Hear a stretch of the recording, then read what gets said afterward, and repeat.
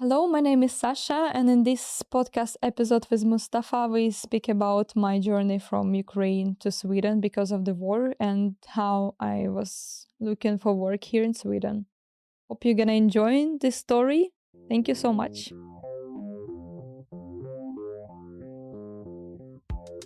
Thank you so much for listening to Urbanistica Podcast. I am Mustafa Sharif, an urban planner, and you're more than welcome to join my big journey of exploring the making of smarter and more livable cities. Please don't forget to follow Urbanistica on the different social media platforms, and also let's connect on LinkedIn. Big thanks to Urbanistica podcast partner AFRY. AFRY is an international engineering and design company providing sustainable solutions in the fields of energy, industry, and infrastructure. Are you ready for a new episode? Let's go for it.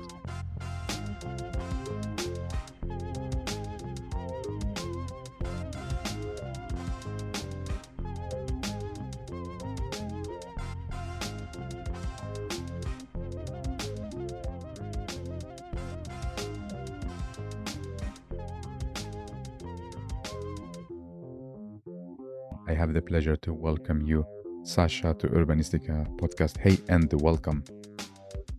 Hey, Mustafa, thank you so much for this opportunity.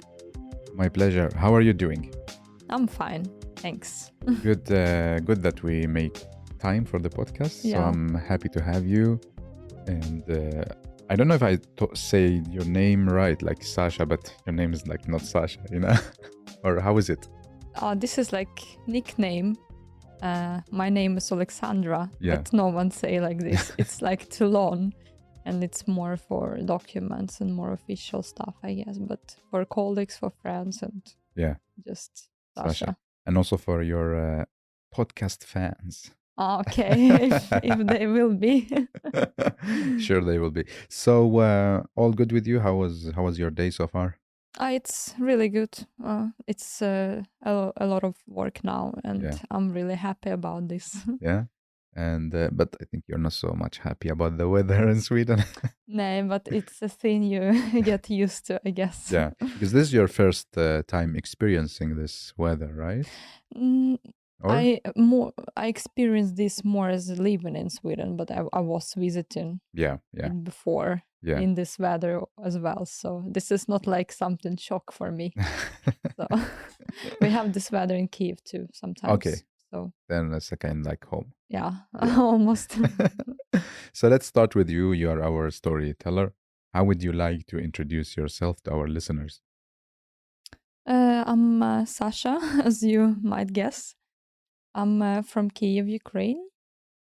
I'm a landscape architect, but I have architect education, and I came to landscape architect profession super accidentally. I didn't really plan to end up there, but I'm really great in the end, and I'm happy to work with this. This really passionable for me and Nice. exciting. Super cool. So like how or take us back in time, like where you born, how big is your family, and so on. I was born in Crimea. That's where my mom was studying for become doctor, and I was born there, but I haven't lived there so long time. We moved to the south of Ukraine.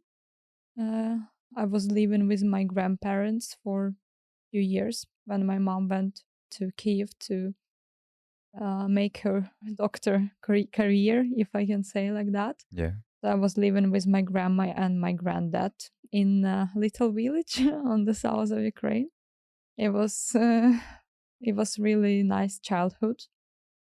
And then I moved to Kiev back to my mom, where I started to go to school, and just since that time I was living there. Yeah. So your architecture school is in Kiev? Yes. Okay. What is the name of the university? It's super long. It's Kiev National University of Construction and Architecture. So it's not only architecture. They have like architecture faculty. Yeah. But it's more of a builder and engineer. And how did it happen that you start to study architecture? Like, because usually this is the story that, okay, maybe my cousin or maybe my parents and so on. But what was your case? It wasn't super unique. I just loved to paint from my childhood, and everyone said to me, "You should become an architect because you paint." Yeah. I never understand that logic. Why? You can become designer, you can become, True. but I don't know. This mind was always with me, and I was thinking, why not? It sounds interesting, but I had no understanding what is I know that they make buildings. That's it. Yeah. So it was just a try. Yeah. I Yeah. would say it wasn't like super Like a goal a or goal. Yes. planned. No, absolutely, absolutely. It's the same for me actually here. Like it's almost the same story. Like I also good in drawing, and my parents and family told me, okay, but you should maybe be an architect because you're doing good in drawing. I'd be like, okay, but there are some logo designers, there are graphic designers, artists, they'd be like, no, no, no, no. Architect is good. They will get good pay, salary. Absolutely. And it also sounds super successful and super Yeah, cool, right? like architect. And like in my case, we have like Zaha Hadid from my country. Yeah. And everyone, oh, you should be like her and so on. I mean, in the end, it turned good. And that's fine. So what are you passionate about, Sasha? I'm passionate about my profession. As I said, it's not only work, it's also my hobby. Just like I can walk in the city and I look at the landscape and it makes me excited. And I also passionate about the surround. How cool is it? The buildings, like everything like this. Yeah. Because when you started, it was not something you're passionate about when you started to study, but so how did this passion started or became something as you love? Is it like through schools or when you start to work projects?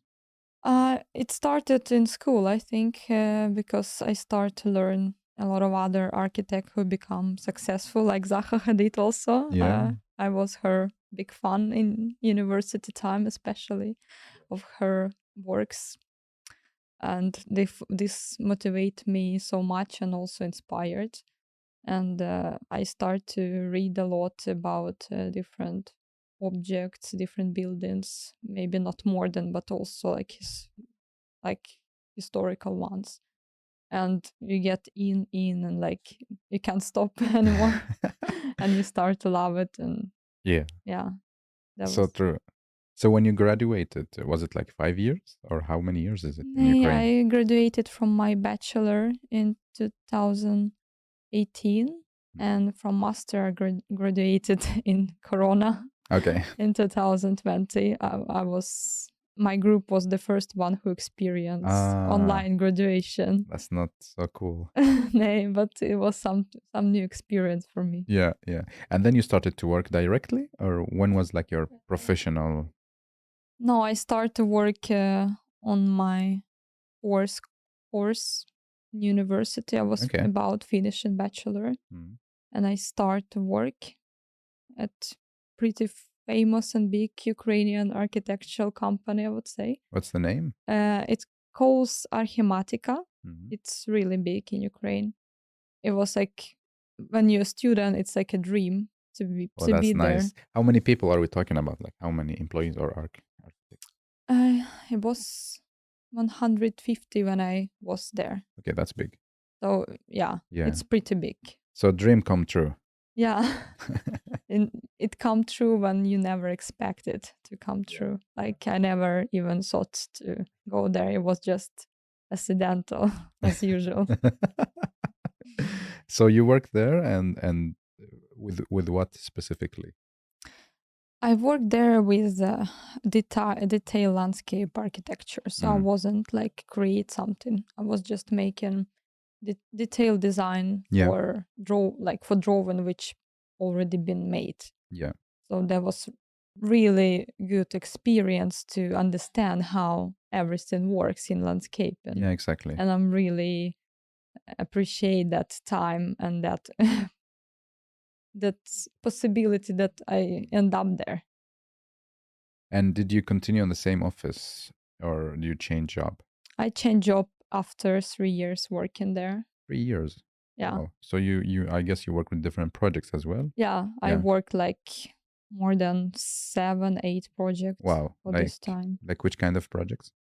It was a lot of residential, like yards, with different options. Like it could be also street, it could be playgrounds, public spaces, and so many other stuff. Like, yeah, also with schools a little bit, and landscape or offices, also like with different public spaces and other functions.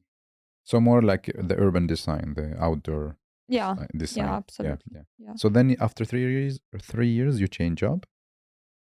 I change the position. I went to Be a more. manager. No, I went to more like also popular but a little bit smaller company Mhm. where they offer me to be not only like make a detailed design but also like make a idea like conception. Okay. And that's what I was really missing Mhm. on my first work. Yeah. That I can't really produce anything. Maybe I have some Yeah.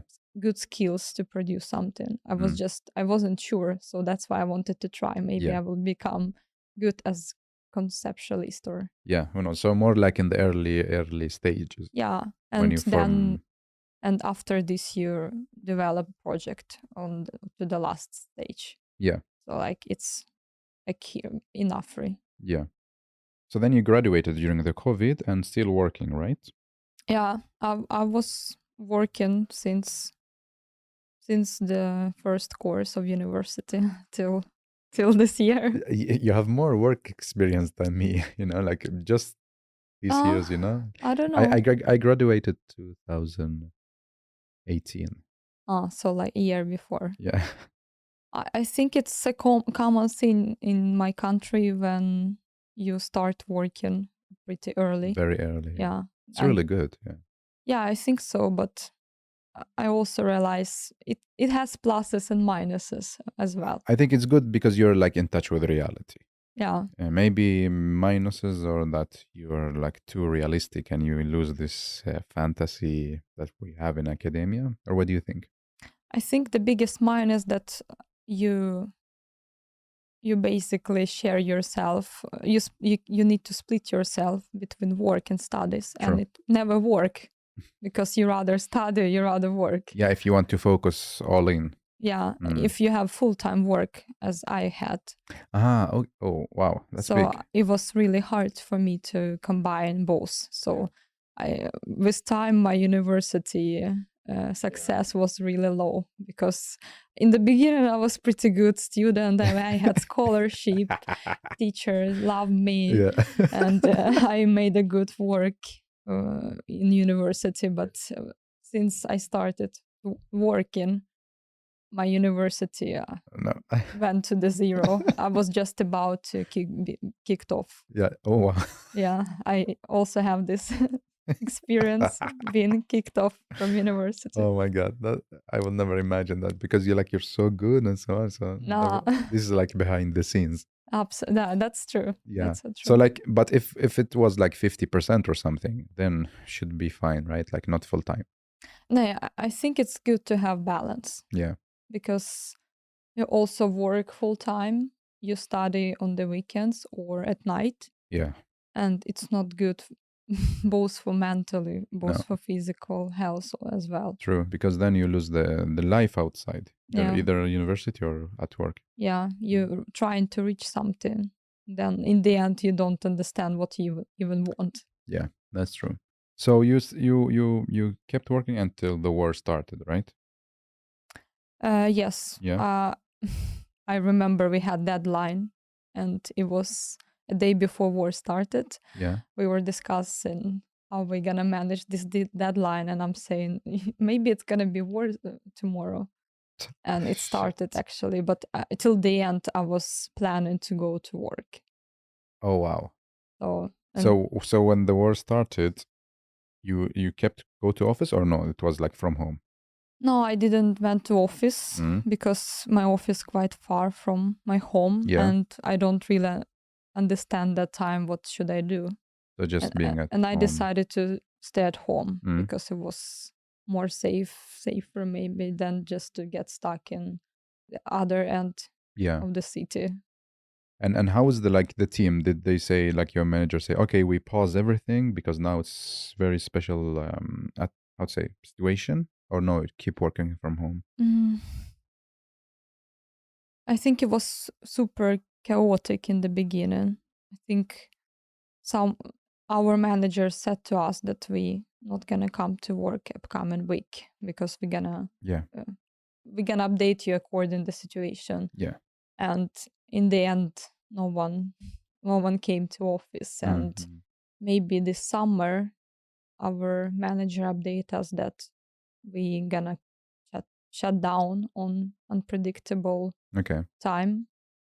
So you should find work or trying to do something else. Just like for living, like getting Yeah, salary. because a lot of people was waiting that This maybe will we'll end. continue to work, but it's pretty small company and we so much depends on the customers, and all customers, Yeah. they don't want to build anything when it's war in the country. Of course not. Yeah. So For how long being at home until you be like, okay, we need to move outside of the country? I was for 5 days in Kiev. Mm. And it was very scary. It was every day, and we just didn't know what we're gonna do. It was so Yeah. like you can't predict this what's gonna happen tomorrow. No. But we didn't have any plan, and I have a boyfriend in Sweden, but it's a question how to get there, and it's pretty far because from. you live with your mom. Yeah, I was live with my mom, and our grandma. She was living in the city near Kiev, like 20 minutes with car. So we basically were pretty near each other.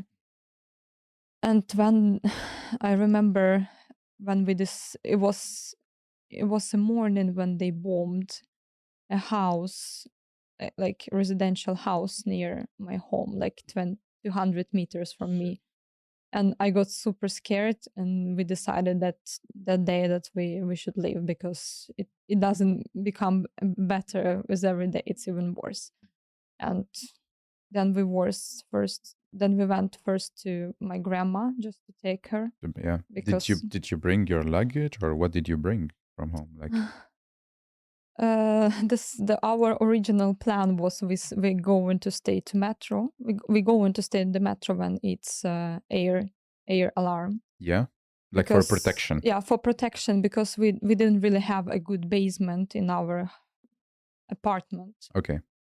Because it's still a mystery for me. Like Ukraine was in war last time 70 years ago. Yeah, so you cannot even imagine this. And no one, and like you had experience of war and like a situation which can bring you war, and no one built a normal basement in apartments. Yeah, and like there is no need. Makes sense. Like, yeah, why should we build it? no, absolutely, like yes. And we decided that to stay in our basement, it's really dangerous because it's not a basement at all. It's just like corridor with some equipment. It doesn't have a protective door and stuff. Or materials. Yeah. And materials, like, so if the bomb will fall down the building, we will die in this basement. So we decided we're gonna stay in metro. Yeah. And how did you how did you say, okay, we go to this metro station? Is it like the closest one, or where like specific metro station that you should go to? No, all metro station works because they're underground, pretty deep. Yeah. And our nearest metro was like 15 minutes from our house. So not super close, but it's still anything. It's better than the nothing. So you packed your luggage and went to metro or something No, like I packed only my passport, my dog food, and something to sit on, because we didn't know how much time we're gonna spend there. So I took only this. So no food, no stuff. Some bit. food also, like one bottle of water and some snacks maybe. So when you I want to talk about details so our listeners will get this because we don't hear about this. Mm. So excuse me if I No, take up it's some fine. stars. Yeah. So when you went out, you be like, okay, we will not come back, or what is the idea? What is the plan? Or you say, okay, we just go to metro and then we come back maybe tomorrow or tonight. Yeah. Should I start from the beginning maybe? No, you just continue like this talking about situation. No, we didn't really had a specific plan what we're gonna do for this upcoming 2 hours or maybe half a day. We planned, okay, we're gonna stay in metro, and then we're gonna plan what should we do. Maybe we're gonna go to grab grandma and go out to the other city, which is more safer, to the west of Ukraine, for example, which is close to the border also with other countries. So we decided first we're gonna stay in metro just to wait when this bomb attack gonna finish, and we're gonna think without any stress. And we also saw that metro doesn't work, so no transport didn't work that time. So metro was only like a shelter. Okay, so how was in the inside when you went down? It was full of people, full of animals, full of kids. It was like a mix between zoo and people. Wow. It was incredible, and I never seen something like that. So how to say, there were electricity, right? Electricity, and water, ventilation. everything. Yeah, of course. So it was not super crowded and you crowded, yes, maybe, but maybe you can breathe and so on, right? No, of course, it was perfect shelter. It was you can stay there. And did you had people guiding, say yes, you stay here, you go there, or no? It's just self-organizing. No, it was no guiding. It wasn't really to guide something here's the metro. It's a shelter. Just go. That's where you're supposed to stay. Yeah. To be safe. And how about inside the metro? Because there's no, you cannot charge phone, or I guess there are not so many electricity outlets. Or how was the time in the metro? Tell us. No, it wasn't. There was no electricity, of course. Nothing where you can charge your devices. It was only light, and that's it. So everyone was just bringing their pillows or mattress where they can sit. Some people were sleeping there with kids, with dogs, with cats, with parrots and other animals. Yeah. It was even big families. It was lonely people. It was old people, young. It was everyone who lives in city was in metro. Wow. And how was the atmosphere between people? Is it? The atmosphere, I was surprised, but atmosphere was really not calming, but it wasn't it wasn't there were not panic and everyone screaming. And I was really panic in the beginning, but when you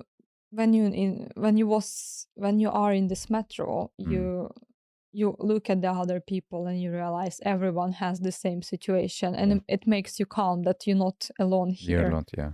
And a lot of people were starting to sing songs, and it was on the whole station was just like a radio, the big radio. Yeah. And that's how people try to make each other calm. And it was really it really helped. Mm-hmm. And how about the food, the water, the toilets? It was no toilets, and food. It was what you bring by yourself. Yeah. But we didn't stay there long time. So you went there with your mom. You went down. Yeah, I went there with my mom, with my backpack, and with my dog. Yeah. And then I see metro goes. It's only stops when it's air But attack. otherwise it's like the metro is but moving. yeah, but I didn't know about this. I thought all transport is stopped, Yeah. and that's why, because we wanted to go to our grandma. Yeah, That was true. our original plan. We didn't want really to stay in Kiev, Mm. and we didn't know if the transportation goes, we would go, but Yeah. we didn't know for sure. And True. to like order taxi, it was impossible. Of Because course, when you went down from the flat to the metro, you didn't see any cars moving, or everything was like stopped. it was only private cars. Like we didn't have car buses or no buses. No, doesn't work. It's only like private cars. Yeah. Who has car, they moves. They move. And in the beginning it was like crazy traffic. Yeah, everyone wants to go out. It was So you saw the metro and you become like happy. Okay, this is working. It's not that I become happy, but it was at least something, for some time to be sure that you're gonna be fine, at least. Yeah. For some hours. Yeah. And then we just decided with mom that we're gonna go to grandma because transport is working and metro is the only way to get to her. Okay. And all our decision was super spontaneous. It was like let's do this. Just think and you do. It's not really it wasn't really a plan. So you took the metro to grandma.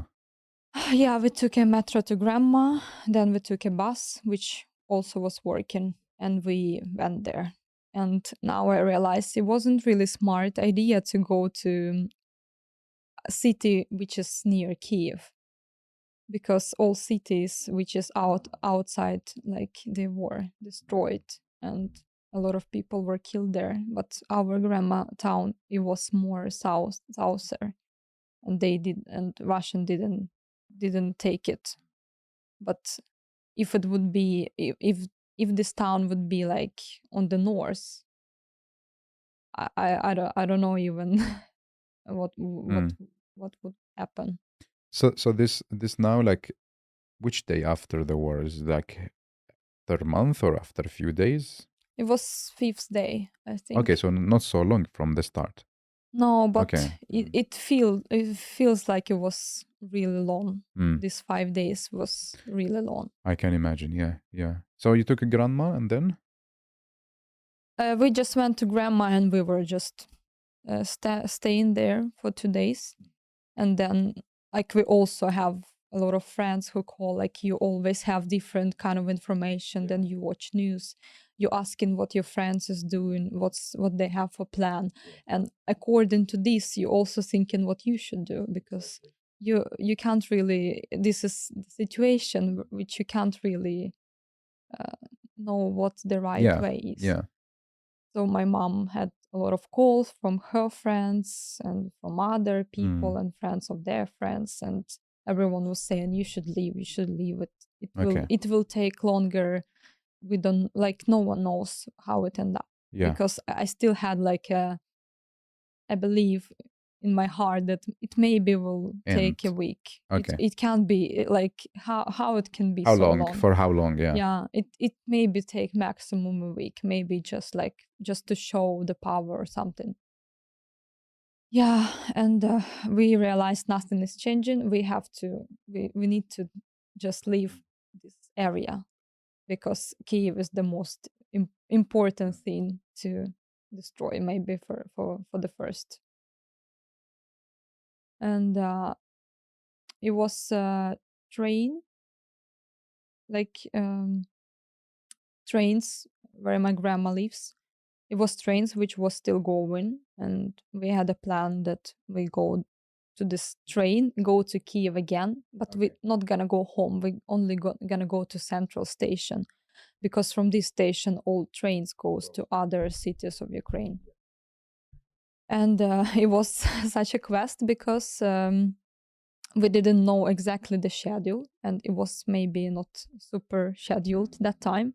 It was pretty random, but we finally was in this train, and it was super scary from grandma to Kiev Central Station. And scary because you see, like, chaos around you. You see like fire somewhere, you see the explosion, and you think now maybe the bomb they gonna bomb this train or something. And it was really scary. But then we came finally to the central station of Kyiv. It was full of people.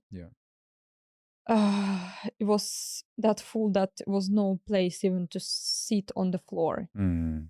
Like, I'm not even speaking about benches and we were trying to find out which train we should take, because you can't really buy tickets. Because the system now, like everyone just go to train as full as they could.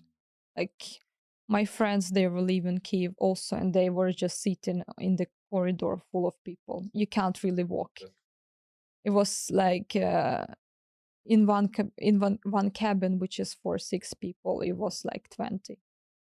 And it was kids, animals, everyone. Exactly. Who could escape. They were just was trying to sit on wherever train they could. And so how do you plan like the destination? You say, okay, where should we go? Who made the decision? We went to my mom friend who live in the west of Ukraine. But it was no like really place to stay for three of us and a dog. And they found another friends who has some room for a few days maybe.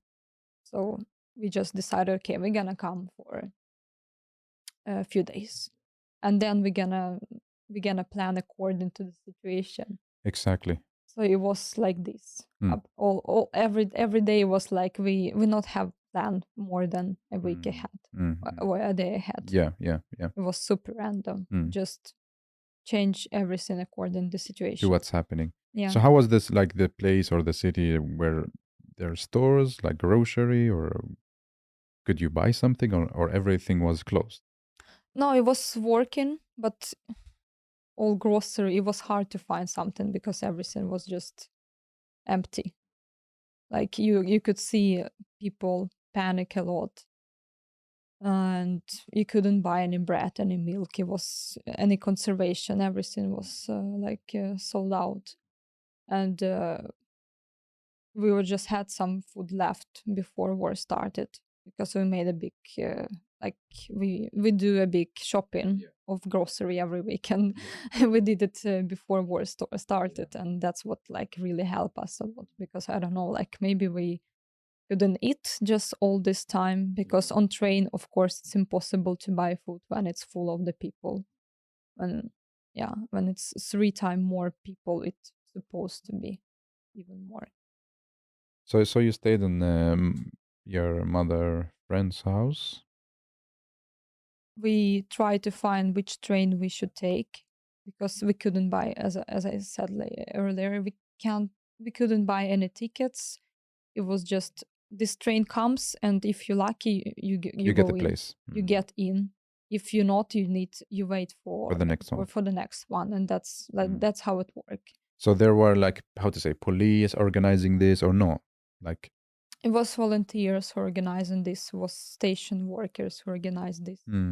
But it was hard to organize, because it's like all train system of Ukraine was just broke because of this. And like they made a lot of evacuation trains, and it wasn't really exactly scheduled, which like just approximately, and you just need to come on to the platform and just like, if you see the destination, and if it at least works for you, maybe not exactly the city you want to get in, but if it goes at least to this destination, you should get to this train. So is it like 1 train per hour, or no, you don't know? It was coming pretty recently. Okay. Like maybe I wasn't really on platform. I wasn't standing there so long, so I can't really say. But I can guess that it was a lot of trains coming and comes, because there's nothing to wait for. Like people who was on the platform, they just get in in 2 minutes, and it gets full immediately. And that's it. And then No delays. No, no Yeah, delays, delays. at least. And Yeah, I remember usually, because we were visiting this city before yeah. many times, and usually it took like it took maybe in normal situation, I don't know, 10 hours there from Kiev, Wow, and we were traveling like a day and a night. It was the train wow. was Yeah, going yeah, so slowly because you can't have like like super speed because yeah. Because the it's capacity. dangerous. Yeah, Yeah, yeah, yeah, yeah. So you took the train to where? I took train to Uzhgorod. This is it's like a city near the border with Romania, and it's like super close. It's like the closest big city to the border. And we had a friend who lived there, so that's why we went there. And we lived there for a week, and it was like comparing to Kiev, it was super like super, how to say, not so dangerous. You feel that you felt little bit safe than in Kiev. And this city was overfull of all people from different cities of Ukraine. Like, even when you go to grocery, it's like it wasn't so much food, not because it's like a food delay Panic. or so. It was like panic, and it was like more population in the There. city than it Mm. like supposed to be. Did you see people on the street? Or no, not that. No, I didn't saw Mm. any people because it was like all people become, and still people, so this situation made people so united, and everyone Mm. tried to help us Yeah. as much as they could. If you have like apartment, you live alone, You take in. you take some Mm. people to live there. Yeah. So, and it was a lot of camps for Mm. refugees. It Okay. was like food points, like Mm. close points. So like in this in this situation, like everyone, no one was sitting on the street or was Mm. hungry. Mm. Mm. And like during all this time, did you think that okay, this gonna stop tomorrow or in 2 days, or no, you stop to think about this gonna stop, the war will stop? I think Like what like kind of hope or belief you had?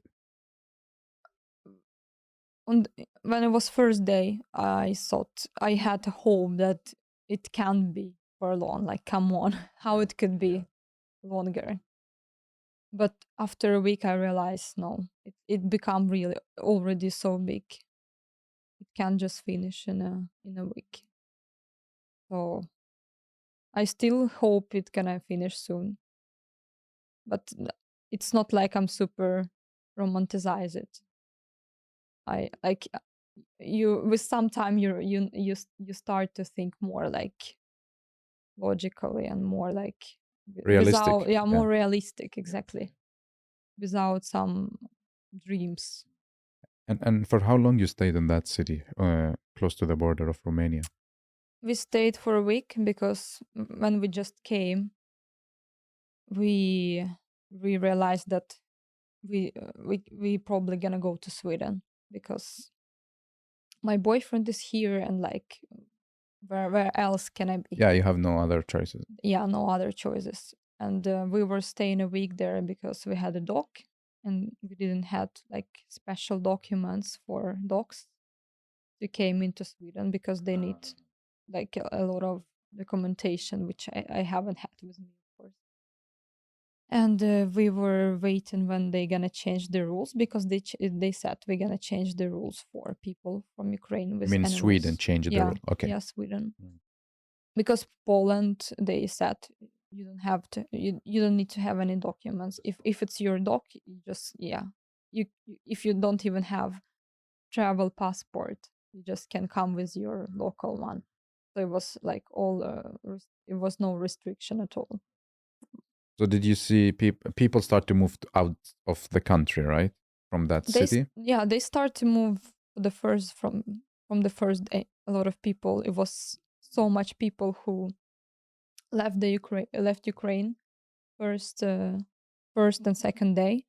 And that was also a reason why we stayed longer, because we didn't want to stay on the border for 7 or 10 hours, because like it makes no sense. We pretty safe in the city. We have to stay somewhere. There is no like big rush. And yeah, we were waiting for this restriction for animals would be lighter. And we were also looked for somewhere to stay for my mom and grandma here in Sweden. Okay. So you were in contact with your boyfriend and Yeah, checking every time, and he found volunteers here in Sweden who gave the apartment for free for my mom and grandma for a few months. It was I was so surprised about how people are nice and kind to this situation. Everyone was so helpful. They tried to help as much as they could, and like uh, I so much appreciate that. Like I was so surprised. So you were there waiting for like restriction about the dog traveling or Yeah, animal because traveling? they said that they're gonna make it lighter on the days. Yeah, yeah. So So the time you get an like a okay, now you can. but yeah, we decided that we need to go in after a week. They still didn't change anything like officially, and we just took a risk because we couldn't stay there anymore. There was like that apartment wasn't available anymore, unfortunately. And we decided, okay, we take a risk, but I still realized that like they couldn't do anything to my dog anyway. So where did you go? We went to Poland border. We stayed there like it was so long. We stayed on this border. It was like 7 hours just on the border, because it Like was just standing in line to get in. Yes, because of the amount of people who's getting out from Ukraine. Then we went to, after this border cross, we went to. What did they say when you checked the border?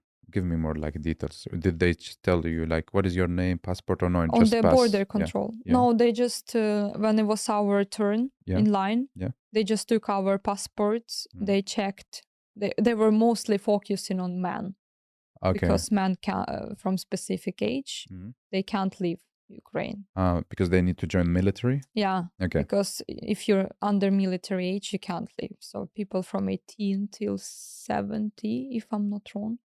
From 18? From 18 till 70, they can't leave. They can't leave? No. Like basically like no men will leave.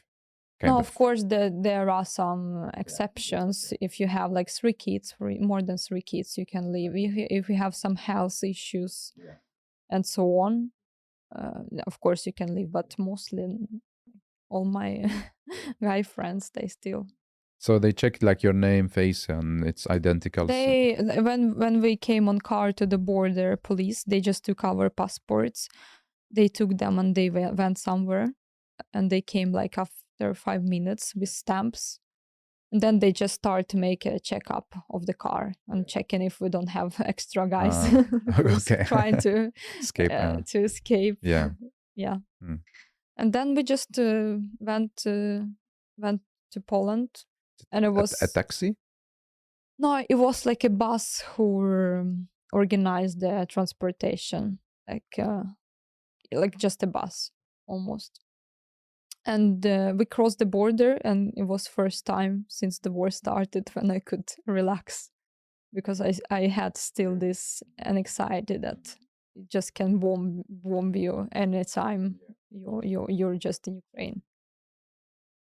And yeah, that was so relief to cross the border, but it was also like you have no idea when you're gonna come back again, if you're gonna see your home again, if you're gonna meet your friends again, if you will come to your apartment, if it will be still there, if it will be still Ukraine. Like you had so much thoughts of this. Is there something specific you only thought about when you were in the bus? Is it like I just want to survive, or I just want to be like in Sweden? Was it something like, please, I want just this, or no? Um, it was a lot of thoughts about surviving. Like you were focused on more than ever, especially on the on the security of your family as well, on your of your friends. You were like you were thinking about this so much about all your friends or like people you know who left, who decided to stay in Kiev. You were thinking about them so much. About your I was thinking so much about my apartment. I was so worried it will be Destroyed. yeah, Because you destroyed. tell me it's like on the top floor or Yeah, no? it was the highest floor. It was 15th floor. Super fancy. Ah, a little bit. Yeah, yeah. But not so fancy now because it's super dangerous to live on the last floor. So in the bus and then to which city in Poland? It was Krakow because we needed a train station to get to another city of Poland. It was another city was Dansk because it was ferries which goes to Stockholm. Could you decide to which city you go, like when you take the bus, or no? Your first destination is this city.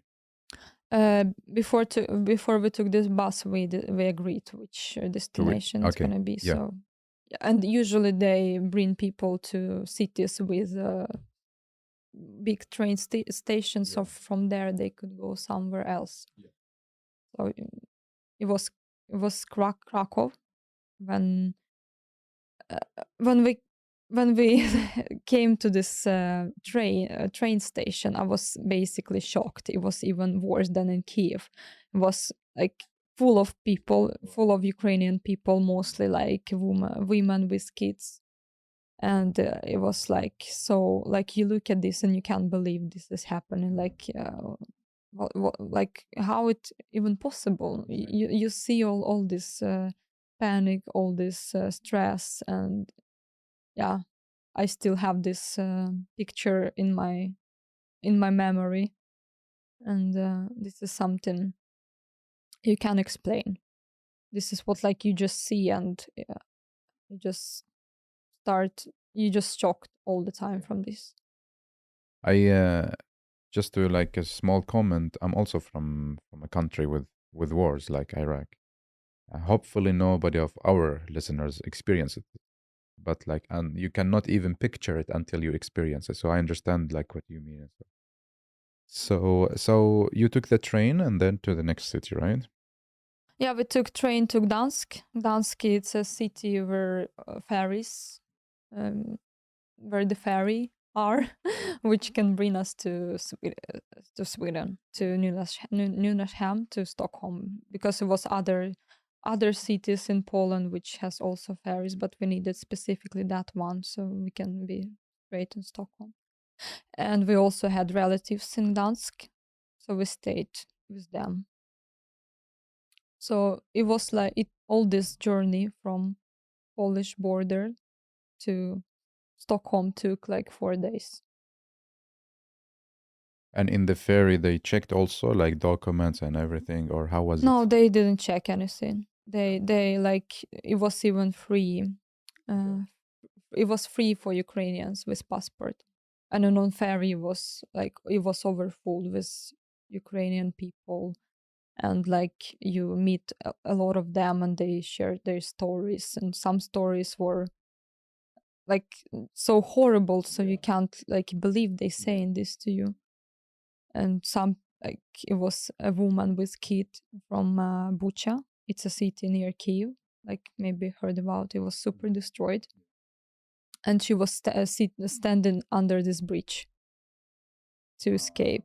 And she was on ferry with us. And like later, I check up the news, and I was just shocked that I met a person from the epicenter of the whole horror. Exactly. Mm. So yeah, that was like you thought you finally safe, but you still meet like people, and you still getting shocked every time you meet someone and you speak to someone. So before you arrived to Stockholm, all these days, like, how was like what you and your mom talk about? How do you eat? How was your day? Apart from like standing in the queues and waiting, like, Uh, yeah, all days was just about standing in the queues and waiting. No, but in train, when we were leaving Kiev in a train, which was goes so long time, we had some food with us, which we prepared, and we also shared this food to other people who was in this train for 2 days, and they had nothing to eat. So we shared a little bit, and it was no like mostly of the time was no connection, so we just phone connection. So I can't really check what's going on, like what's the news, what's with my relatives or friends. I had no idea, and for like day and a half it was no connection. you use WhatsApp, right? Or what? Telegram, yeah, Telegram. Okay. Telegram, and it's also it's for communication, and you Yeah. also have a lot of channels with different Like in news, yeah. Yeah, and it's really like comfortable to have this in everything in one app. Mm. Uh, yeah, then we came to this city on the west of Ukraine, and no, we were just staying in an apartment. We were going to grocery. We were walking in the city just to, I don't know, distract ourselves somehow, just to, like, I don't know, go out and look for some sightseeings. Maybe it sounds crazy, but that helped a lot. Or go to like some cafe to just, I don't know, get just to escape from your thoughts, because if you stay at home you just you just update the news every time, and you're getting crazy of this. That's true. And how was like the money? Did you had cash or did you have like use your card? I had card and cash, but I could pay with card all the time mostly. There was no problem with that. So you arrived to Stockholm. Yes, we How, arrived to Stockholm. My boyfriend meet us. how was your feelings like when you hear that you enter the Swedish water or border or? No, I was so happy to be reunited with my boyfriend, because it's the one scene when you just come into another country as refugee, and it's another scene when you have already like people Family. know here. Yeah, family. And I feel really relieved. It was maybe one of the first time of the whole since war started when I was feeling better from that point. Yeah. So you went to your boyfriend apartment and so on. My mom and grandma stayed in my boyfriend's apartment, and my boyfriend's cousin, she gave apartment for me and my boyfriend for first months, until we find something for my parents, and then like he found these volunteers who agree to my mom and grandma live there. So or you live in Stockholm, right? Yeah. Yeah. Yes. So when you enter, also did they check something or no? Did they check the document of the dog? No, they were just they were just standing and like greeting you. Like they didn't check any passports. And yeah, that was relief for me, because I was worrying a lot about dog. What's gonna happen? That was really risky, I realize now, but You have no choice. yeah, there was no choice no, basically. of course not. Like, and of course they're not gonna do anything with dog. No, of course not. They will because not like. we were running up from war. Yeah, of course, yeah. We tried to save it anyway. Like Yes, no, Swedish people not that cold. but Swedish border police maybe are. Yeah, so tell us, you came to Stockholm now in the flat. Now you have a roof, you have a food.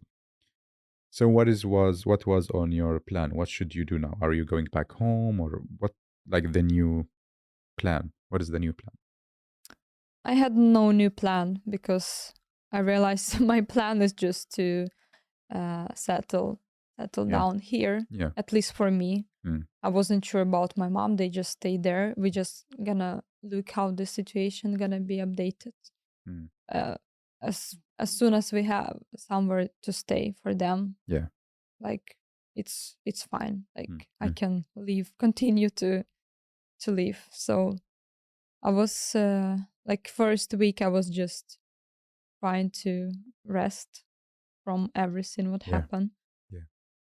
I was meeting a lot of friends, family of my boyfriend, and that helped me to just forget a bit. Yeah, just to get a little bit distracted. Yeah. Then I start to study. I start my Swedish lessons again, which was on pause, just to have something to do. So I just basically started to continue living. Yeah. As much as it possible. I was helping a lot with my mom documents organization, because it was long process here in the beginning. Like you have to stay in a queue near migration out of office. the migration. Usually it took so many hours. So like I was doing this kind of stuff. Yeah. To like register and all this. Yeah, register and yeah, just made an application, just stay in line. Okay. Just maybe go to I was going a lot to demonstration first. Okay. Like first days when I was there. I was also going to. I was volunteering a lot first months. Yeah. Because like a lot of people who come there, they don't speak any language, and they just need someone who can speak Russian or Ukrainian and try to translate. So that was what I was useful for, and it was nice to get to do some help for people. And to share this. Yeah. So now we have like two stories. It's one about you that we're going to continue to talk about, one about your mom and grandma. So what happened with them until now? Until summer, they stay there. The flat here in Stockholm. Yeah. Yeah. And like then we both went back together to Ukraine, but I just went to escort them. I was going to be back to Stockholm because I got to work and so on. Like this is my new home. I can't go anywhere else. Yeah. But I decided to go with my grandma and mom to Ukraine. Because they want to go back. Yeah, they want to go back, and they couldn't stay anymore in that apartment, and it was just a question of accommodation.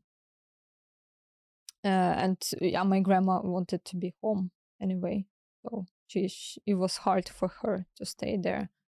So we both made a decision to go back, and I was just going with them because I also wanted to came home to take some stuff, take some clothes and so on, because when we left I just took only my passport and pillow to sit in metro. I didn't have anything else with me.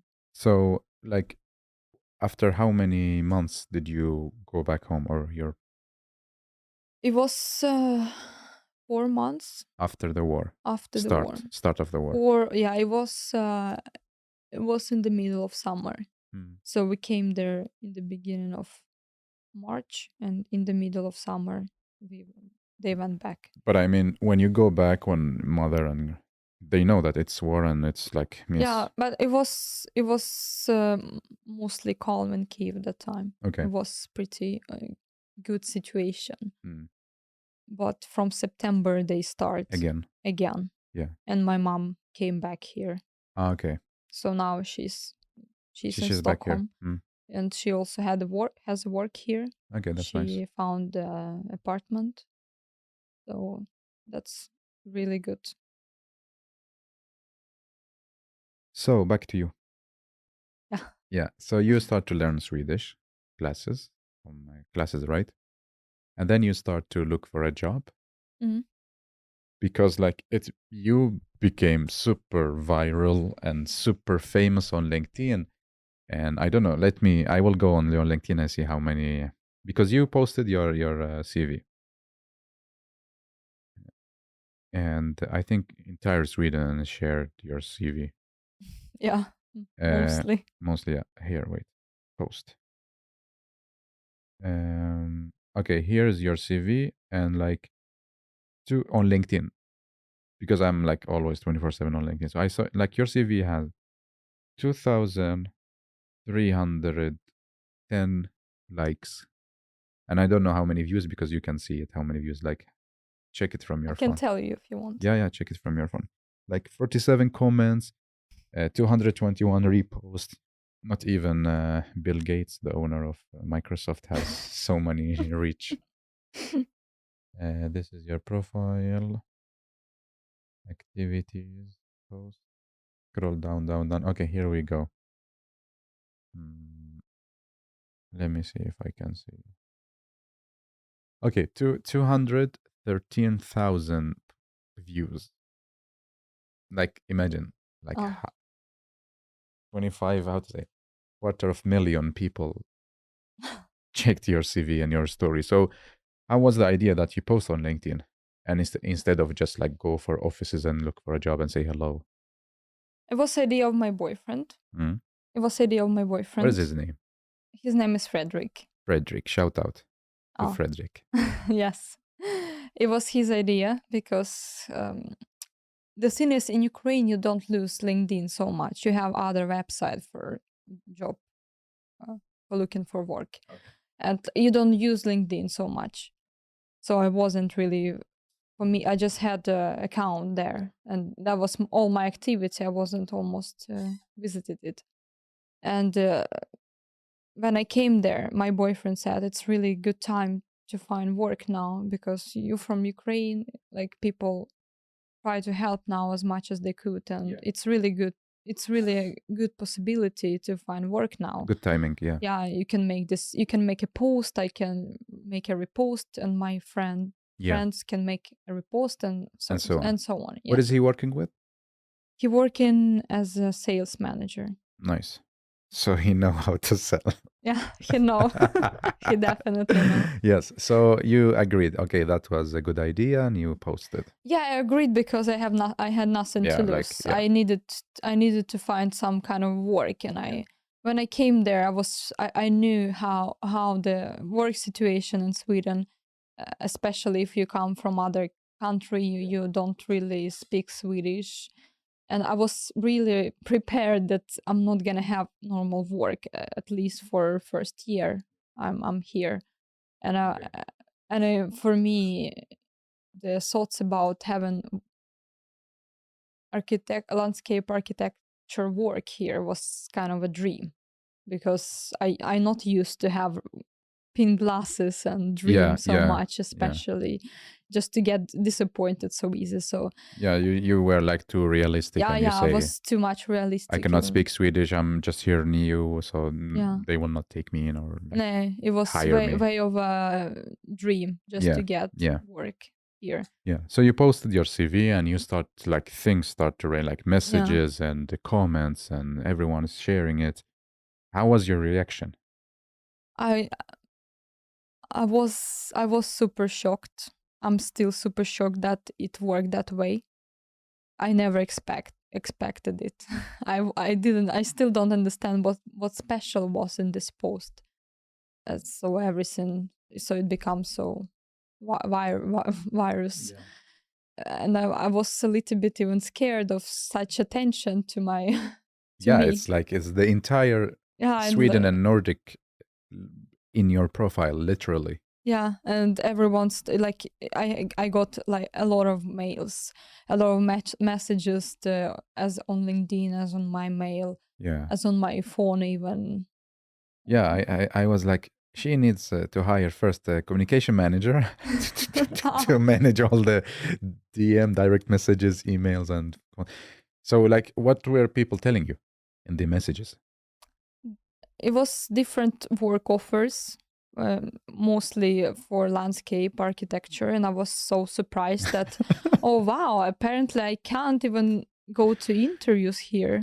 That was like direct offer. Direct offer. Yeah, exactly. I couldn't even imagine I could even go just for interview. That step I never even had in my that's head. Like, you're not even Zaha Hadid, like no, I'm not even I'm not even closer. and it was offers from different companies, like from managers who works in this company or colleagues. It was also a lot of freelance offers and so on. So it was So you like were a like, mix. oh, I'm happy, I'm popular. I should move to Sweden before. But I still think I was just in a good time, in a good place. I think, how to say, maybe algorithm there is like also pushed, because I imagine there are many other people as well. Let's talk about architects now. I imagine there are many others as well. Maybe their posts didn't get so viral like yours. Maybe you were like the chosen one from the algorithm, right? Maybe. Yeah, I No, don't because know. like I'm watching carefully LinkedIn and I didn't see so many, but I saw your post was like crazy. So I don't know what's there, but good for you. I don't know either, honestly. And I'm still continue. Sometimes I'm thinking about this, and I just think it was just mix of luck, mix of being in a good in a good time, in a good place, and Frederick will tell you, no, it's just about you listening to me. yeah, no, but Yeah. it was his idea, and I never thought it gonna work. Honestly, I thought it's like a bullshit. Like how it just Yeah, an like, app. right? How it can make me find a work. So no, I'm also like a grateful for Frederick, because now we are colleagues. We have you here on the AFRY. It's a big. So tell me, because I saw in the comments like big names emailed you and big companies emailed you, studios very famous. That you okay, but come to us and so on. I guess you went to so many interviews, right? I went around to 10 interviews. Wow. Some of them maybe were like second. And yeah, it was around 10 interviews. 10 interviews. But I think it would be more, but I just stopped. Yeah, I just stopped because I start to focus on the companies, which I just realized I can be a potential like worker here. Do you know that you got more interviews than me? No. But a lot of interview that doesn't mean that you can find a good work. Like, yeah, true also. But you have more chances to. Yeah, you have more chances. Yeah. And it's also good to compare. Yeah. Because Precis, exactly. You know like what's there. So like, but did you know about the Swedish market? Like which office is leading, which offices are niched within this specific kind of landscape, or how was the market for you? Market for me was just according websites. The most usable website, Land Design, which I used to use as in university as for work. And here you can just pick up the country, like for example Sweden, and then you see all offices. And according to this website, I was finding out, okay, this office is popular, this popular. Of course, like just super big company, just from the beginning. You don't need to search for them. That was maybe on my imagination of market in Sweden, because that's maybe how usually you start to search. So what kind of offices did you had interview with? Big, small? I had interviews with different one. It was two big one, really popular. It was like maybe a little bit smaller, and it was also just like little offices with only focusing on landscape, and they don't do anything else. They pretty small, but they also pretty famous. So it was different experience, and it was a lot to compare.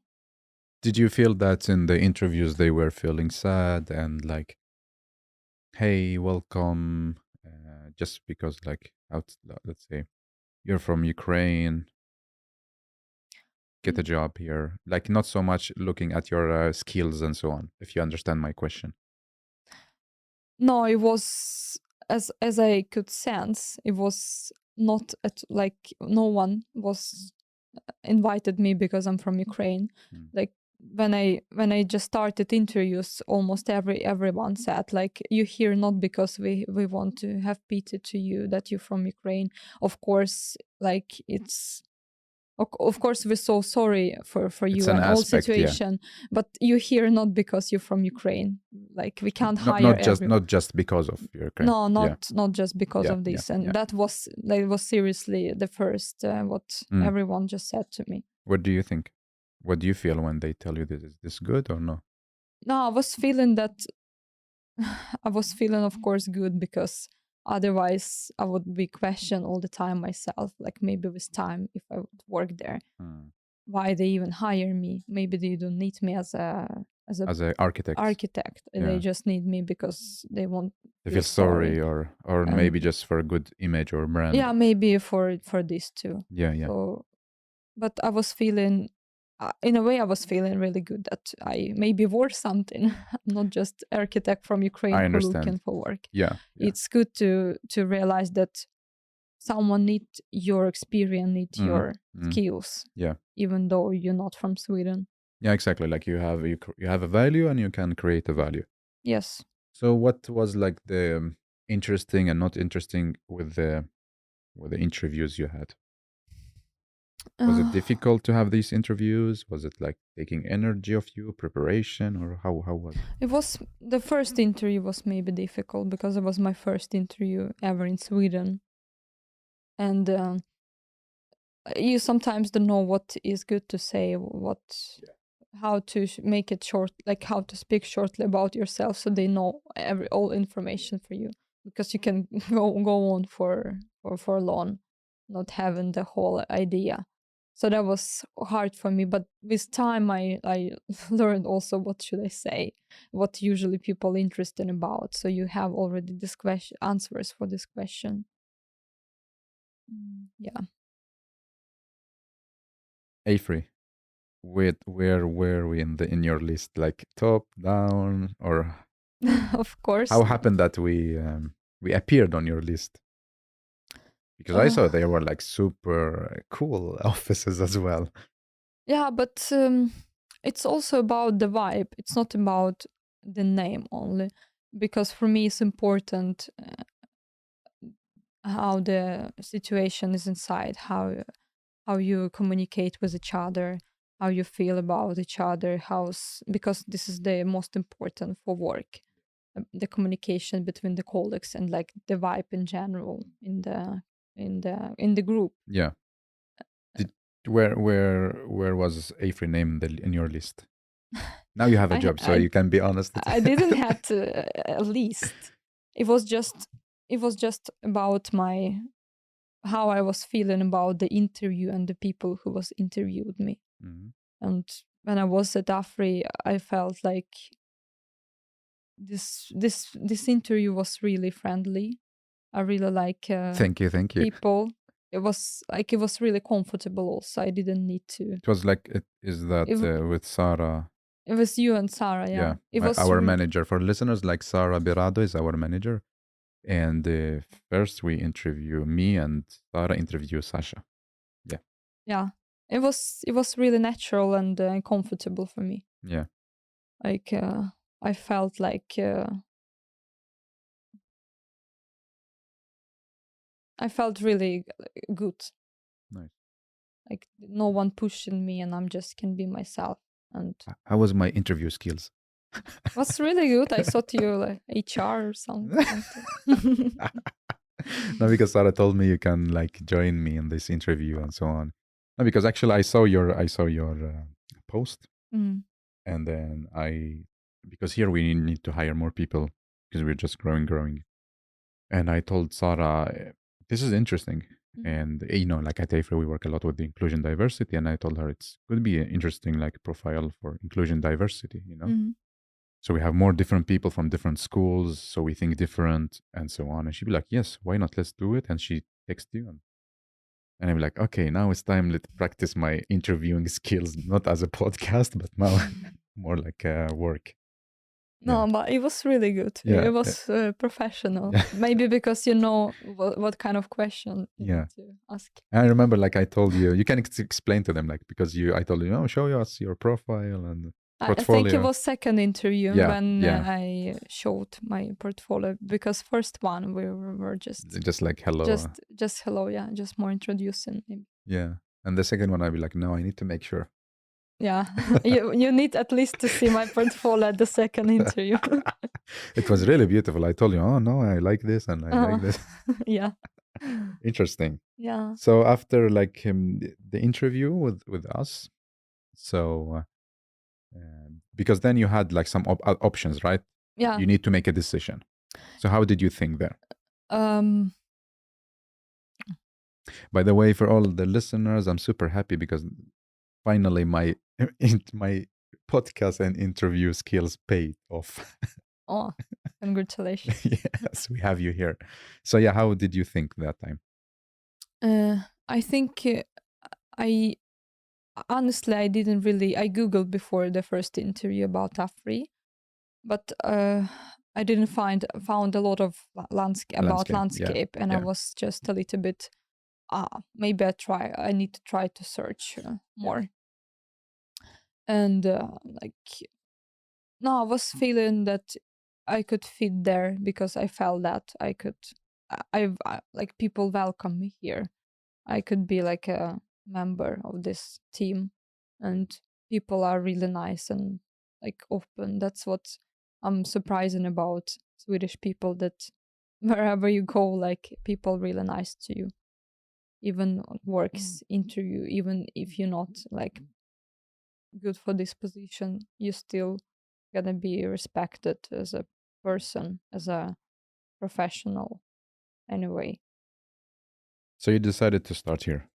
Yeah. And did you email all the other people and told them thank you and so on? Or? Yeah, of course I emailed everyone, even though who didn't give me any offer. I just emailed that, like, I found a work, and thank you for your time. That's nice. Yeah. A lot of communication, right? Yeah, a lot. It was so much like just in writing my life ever, because I'm not really fan of communication, like calling, especially like text. It's like not that horrible, but like calling people, it's So when you decide to start here, was it like people? I guess not much like name or salary or work task, right? Like, what was like your, how to say, not parameters, but aspect that made you decide this is the job I want to take? Because, like, when you take a job, you think about salary, location, people, task, position, all like some different aspects. I realized that AFRY is pretty good company, pretty big company. And there are a lot of international people. True. So they know how they have this experience how to work with people from different backgrounds. And I thought that I can feel comfortable in this society. And AFRY also pretty big company in Sweden and in the whole world, I guess. 55 offices. Quite big. So it's a good idea to start work in Sweden with such company. Do we have an office in Kiev? Yeah. We have that. Yeah. That's strategical. I think it's not working anymore. Yeah, I can imagine. Yeah. Okay, so now let's talk about that. You started. Okay. How was this the office for you? Like, this a new community, new people, a new atmosphere? Is it like, I wrote down, like, here on the list, like, office, tools, communication way, working hours, team building, project, salary, and all of this. We can start, like, with the office and tools. First, because in Stockholm, AFRY has 2 offices. Yeah. And I didn't know about this because I was coming to this big one in Solna. Headquarter. Yeah, had one. And it was pretty far from where I live. Yeah. It's like took an hour for me to get there.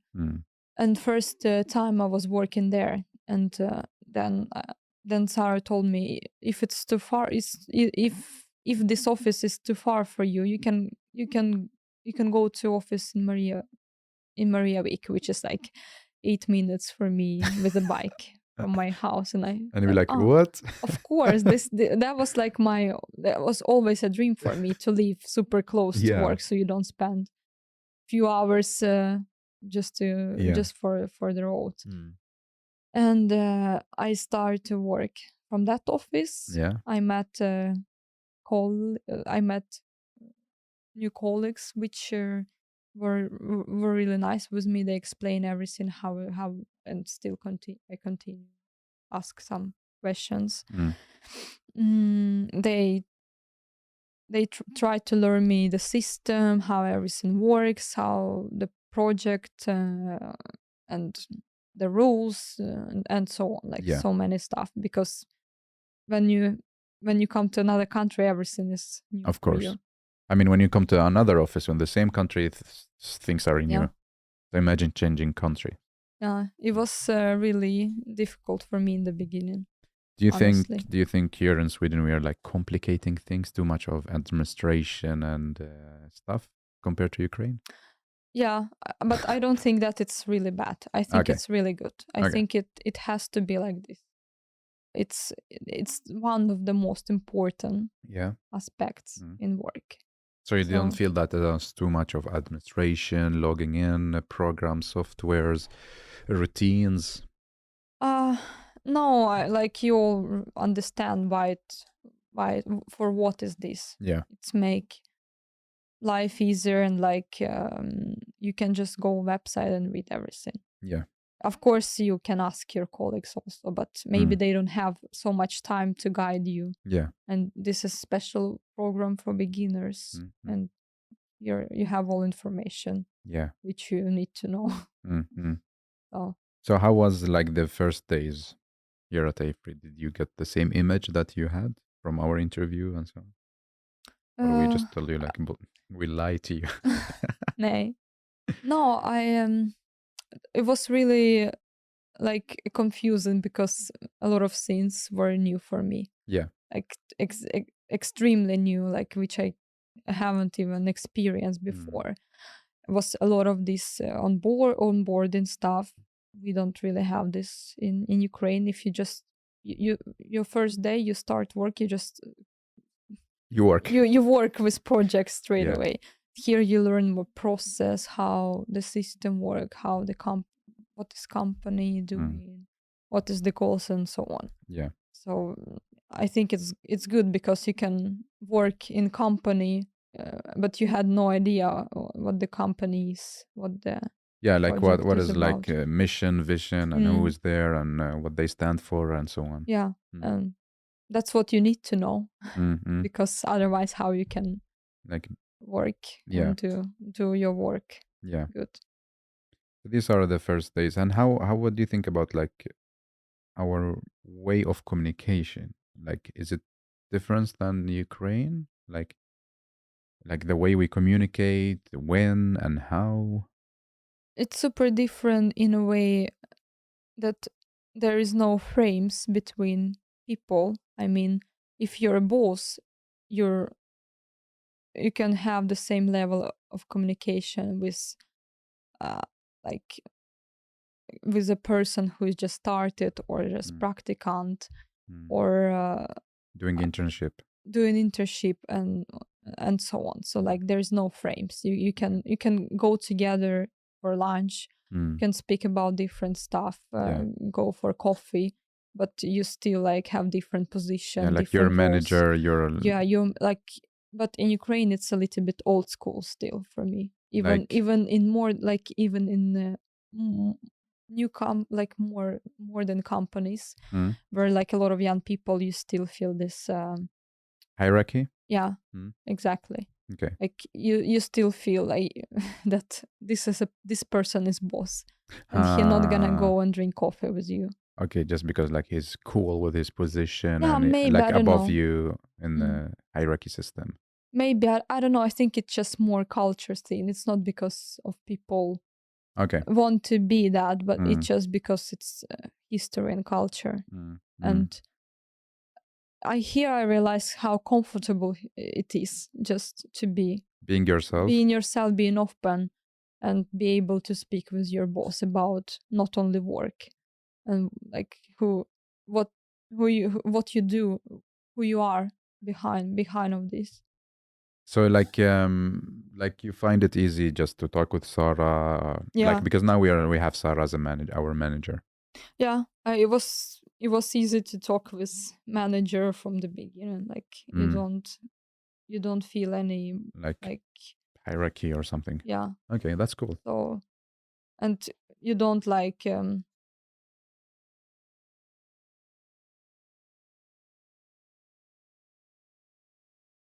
there's no hierarchy, not only between Sarah but between other colleagues who is like maybe like seniors or seniors